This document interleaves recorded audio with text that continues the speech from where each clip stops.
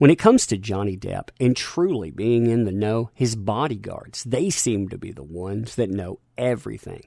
That makes sense too. I mean, there's always one around or one parked by the doors, and what they've been telling us through declarations, yeah, it's astounding.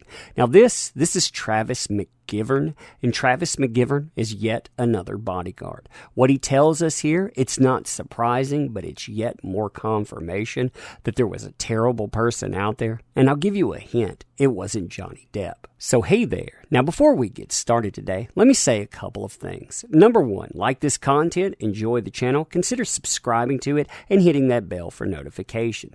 Number two, we are launching our second comic book soon, another case for the Littlest Umbrella. If you want to check that out, we'll have a sign-up sheet. It'll probably be posted in the next day or so, and it'll launch May the 15th. We'll have a stream here. That'll be my birthday as well. Make sure that you get there and you back that now. Thank you. Now, like I said at the beginning of this, Johnny Depp's bodyguards, they hold the keys to the proverbial kingdom. They are everywhere, and they notice everything. We've learned some interesting things from these folks, too. You know, before we look at Travis McGivern, let me remind you of one of my favorites here, where on October 22nd, 2016, Starling Jenkins had to help the nameless one, that's what we're going to call her every time, find Johnny Depp's cell phone because she threw it off of a balcony, and they ended up having to pay a homeless man off with $425 cash, 3 chicken tacos, 2 bags of chips, 2 apples, and 4 bottles of water. We've also had the main bodyguards, Sean Betts and Jerry Judge, tell us about the craziness that has happened. And this guy here, he's going to tell us about even more. So like I said, this is the draft declaration of Travis McGivern. I'm just going to call him Travis M from now on. Now the first part of this basically says, you know, his age there, you always have to say you're over 18. They're not a party in this action. The facts below, they were personally familiar, and if they were called as a witness, they would be able to testify competently to these facts. Basically, I can tell you that this is the truth, the whole truth, and nothing but the truth. I have worked as a security guard for Johnny Depp for approximately 3 years. I worked for him chiefly in LA, where I am based, although I have occasionally traveled with him. I have worked in the security and personal protection industry since late 2005. Now, this is one of those things that you always see attacked to. Well, they worked for him, therefore they wouldn't tell the truth, which is interesting considering the nameless one, all of the people that actually talk about what she has to say, yeah, they're actually attached to her. So on May 23rd, 2015, I was working a security shift at Johnny's residence at, they give you the location there, where Johnny was also staying at the time.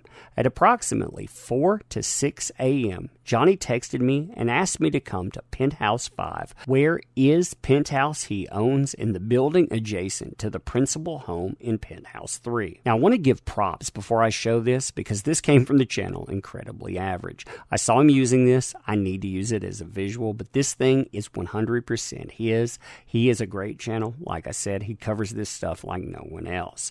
But I wanted you to be able to visualize where Penthouse 5 and Penthouse 3 are. That way you can see this. You can imagine the layout, and this really gives you an idea of what's going on. He also asked me to bring a nurse who works for Johnny. That's never a good sign when someone is asking you to bring a nurse, especially when you have volatility to this level.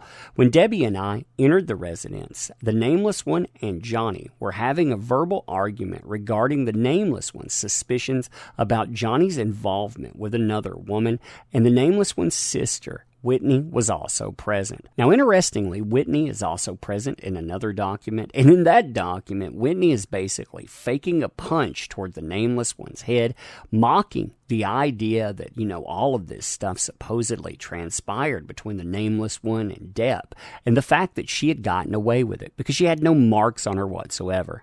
Surveillance video. You gotta love that stuff. But this argument, he goes on, lasted approximately 60 to 90 minutes. Wow, what an argument there. Now, approximately 30 to 45 minutes into the argument, listen to this mess. I witnessed the nameless one pick up and throw a can of Red Bull that hit Johnny in his back, and I witnessed her spit on Johnny. Now, this throwing thing, that seems to be something that she resorts to time and again. I wonder how many people she's done that to. I mean, we already know that Johnny Depp had his finger lobbed off because there was a big bottle, it exploded, and it took his finger with it. We also know that she hit him with a can of paint thinner in the head, and you have this with her hitting him with Red Bull. She also talked about in something else that she's thrown things repeatedly to quote-unquote get away. So all of these times she's done this. And, interestingly enough, Johnny Depp, he kept coming back. And also, I witnessed her spit on Johnny. Can you imagine having someone spit on you? I mean, that's messed up. She also tried to throw her purse at Johnny, but I deflected it midair. He came in like the bodyguard. And approximately 10 minutes before we left, I witnessed the nameless one punch Johnny in the eye with a closed fist. She punched him in the freaking eye. That's something he talks about, too.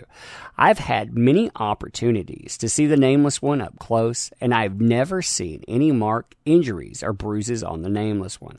I understand that the nameless one has alleged Johnny committed an act of DV prior to leaving for the Bahamas on or around December 21st, 2015.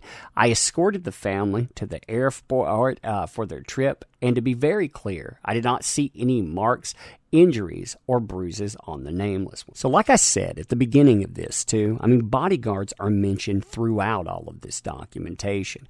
For example, when Johnny Depp talks about any photo that is present, he brings up his bodyguards because Sean Betts is the one that is taking these photos. You can see this in part 10 of his declaration where he says, Exhibit B, it's a photograph of him with a black eye caused by the nameless one punching him in the face or about on the April 22nd, 2016. The photograph was taken by my bodyguard, Sean Bett, a former 18-year vet of the LA Sheriff's Department you can see the date there too. So here's yet another example of what bodyguards do when disproving a narrative, and I'm going to showcase a picture with this after we read this portion. So Johnny Depp says, I went to pick up my things on May 21st, 2016, and also resolved to tell her that I was divorcing her. I arrived at the penthouse in the early evening. I brought my 2 security guards, Jerry Judge and Sean Betts, as a precautionary method, asking them to wait just outside the door at Penthouse 3. Now, it appeared that the nameless one was alone in the penthouse, although according to witness interviews, she was not. So we're going to again refer to this picture to disprove a narrative, and props to the person who made it. I will put their link in the description. So right now, we're in Penthouse 3. We have bodyguards. They are situated outside of the door, and supposedly the nameless one and Johnny Depp are alone here. But I want you to again picture this, and we'll continue. Now, as Johnny Depp is telling you here, he thinks he's alone with the nameless one, but apparently her friend, Raquel Pennington, was hiding somewhere in the penthouse, although Miss Pennington later falsely testified that she was summoned by the nameless one by text to the Penthouse 3 at 8:06 p.m. So after Johnny Depp entered and went upstairs to collect personal belongings, the nameless one and him, they sat down to talk to Kevin Murphy. They talk about what had gone on, with the just the prank dude.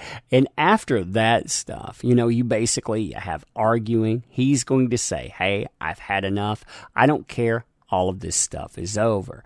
Now, after that, he flips a phone onto the sofa. It lands about 4 feet away from the nameless one sitting. And then after that, she starts yelling about, Johnny, don't hit me. Johnny, don't hit me. He says he turns and looked at the nameless one, trying to understand what was happening. And suddenly, Pennington came out of nowhere, runs toward the nameless one from behind him, and says, don't do it. Stop it. Leave him alone. Now, because she came from the direction of the front door and did not come past the security guards outside, she could have only been hiding in a closet, waiting for a signal. So looking at Incredibly Average's picture, you can see how the bodyguards actually defeat this narrative. You have this person saying, I ran down the hallway to check on the nameless one, couldn't get in the door, so I ran back to my place, got a key, ran back, let myself in, busted in through it. The problem that she didn't realize is that he had brought not 1 but 2 bodyguards with him. They're actually right here. So she had to be waiting inside of the premises to bust out and say, "Ooh, gotcha, surprise." I mean, think about how crazy that is.